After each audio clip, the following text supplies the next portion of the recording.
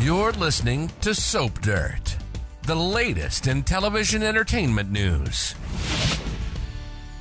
Hey there, Y&R fans. It's Belinda from Soap Dirt, and I have got 2-week spoilers for you. These run from Monday, March 25th, all the way through Friday, April 5th. Yes, going into April. It is crazy how fast everything is moving right now. We've got good stuff for Lily and her Romalotti she's dealing with, Phyllis and the Romalotti she's dealing with.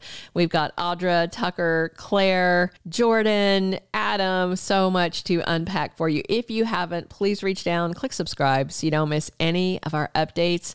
Now let's jump right into this, because on Monday, you are going to see Claire telling her mom and grandma about her dream, her, standalone episode dream. They're going to have a little bonding moment. Meanwhile, Victor is very upset that Nikki called 911 to save Jordan. And we do get confirmation on Monday's episode that Jordan is indeed alive. Not only do we hear them discussing it, but by the end of the episode, you're going to see Jordan in a hospital bed rattling her handcuffs in annoyance. Lily makes some accusations about Heather, who insists she really didn't mean to fall underneath her naked boyfriend. Lily threatens firing them both. Good for her. Devon, at the same time, tells Daniel that he's thinking of firing both of them, but he's going to talk to Lily about it first. Danny and Christine do the deed. They are undressed. They are naked. They are doing things I do not need to see either of them doing. I'll just say this. They released a little clip and it was just, did not do anything for me.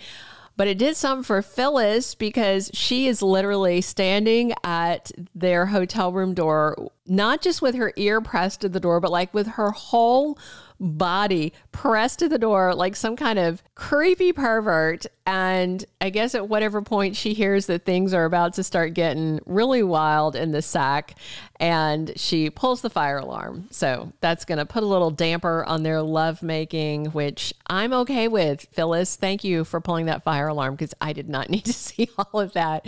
Tuesday, March 26th, Danny and Christine are back to romance. So I don't know if the fire alarm is going to pull on Monday or Tuesday because of this spoiler, but either way, they're not going to get too far into what they want to get into before Phyllis throws some cold water on it. Maybe literally, if that room has sprinklers.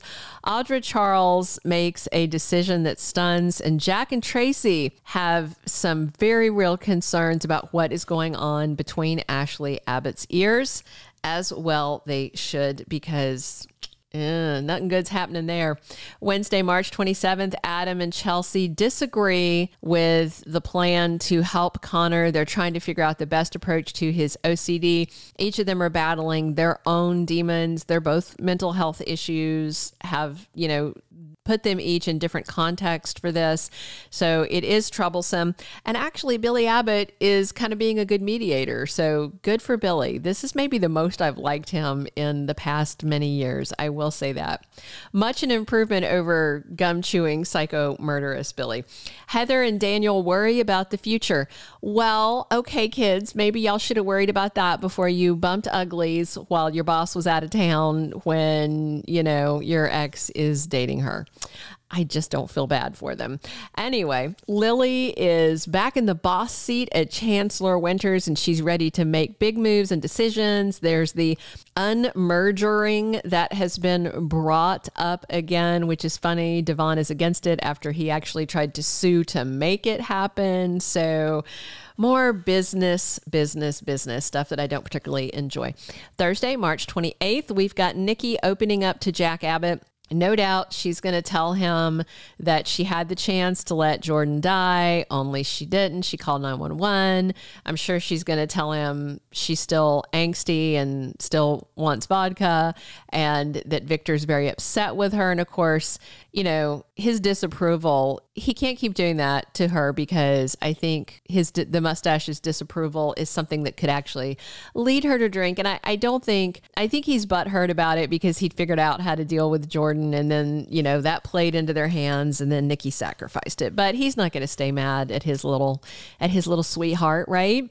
Kyle and Diane are bickering at the mansion. It's all about work. Speaking of butthurt, that's Kyle, entitled Brat Boy Kyle. Nepo baby Kyle is upset that mommy has the job that he wants, and he's going to pout about it. And I think she's going to spank him.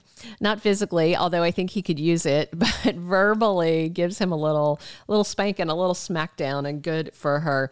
Sally is there for Adam when he needs some moral support on Thursday. Friday the 29th, there's somebody new, maybe in Genoa City, because spoilers say Claire Newman Howard catches the eye of someone new. Who's new in town? I don't know. Nick Newman has some advice for Adam. I'm guessing it is brotherly advice about parenting their children. And Victor tries to distract Nikki, who is still eaten up with her urge to drink and guilt about how everything went down with the Jordan situation. Let's talk about the 2 weeks of April, the second week of April, 1st through 5th now. Jordan Howard should be packed off somewhere very secure this week or next. I'm guessing they're going to take jailbreaking murderous pyromaniacs pretty seriously and hold them somewhere tougher, maybe an asbestos prison cell, so she can't set anything on fire. Claire and this someone new, is she about to get a romance, or, is this someone new, perhaps someone from her and Jordan's past? I mean, there are not a lot of prospects in town for her to date. I mean, Kyle Abbott's kind of about it, and people don't seem to really like the idea of that. They could go there. We'll see. Nikki's struggle may be far from over, even though Jordan has been effectively eliminated as a threat, because when your sobriety goes to pieces like that, it's not a switch you can just flip back off. Adam continues dealing with his Connor issue, although I would prefer more romantic time for him and Sally than them getting these little drive-by chats at the GCAC, giving a kiss, running off. Heather and Daniel consider whether they can stay in Genoa City. Their jobs may be at risk, although honestly, I expect Lily to take the high road, at least initially, and whether she can stay on that path or not remains to be seen. But if they unmerger Chancellor Winters, maybe she can unload them on the other half of the business. Danny and Christine are packing to leave town, and none too soon, because Phyllis has lost her ever-loving, stalking, eavesdropping, immature, overreacting, middle-aged, teenaged mind. They need to run like you're in witness protection. I'll just say that. And of course, one last thing, be sure to keep an eye on Claire. After the things Jordan said, I'm not entirely sure about this girl. I'll just say that. Let me know what you guys think. Those are all of the 2-week spoilers for Y&R. Please drop your comment. Definitely subscribe if you haven't already. And be sure to come back here because we are talking Young and the Restless 7 days a week on your top #1 most followed soap opera channel on YouTube. And as always, I'm your host, Belinda from Soap Dirt. Thank you for being a loyal listener. Follow us wherever you get your podcast, because you don't want to miss the next episode. Soap Dirt is on all the major podcast platforms, including Apple Podcast, Spotify, iHeartRadio, and more.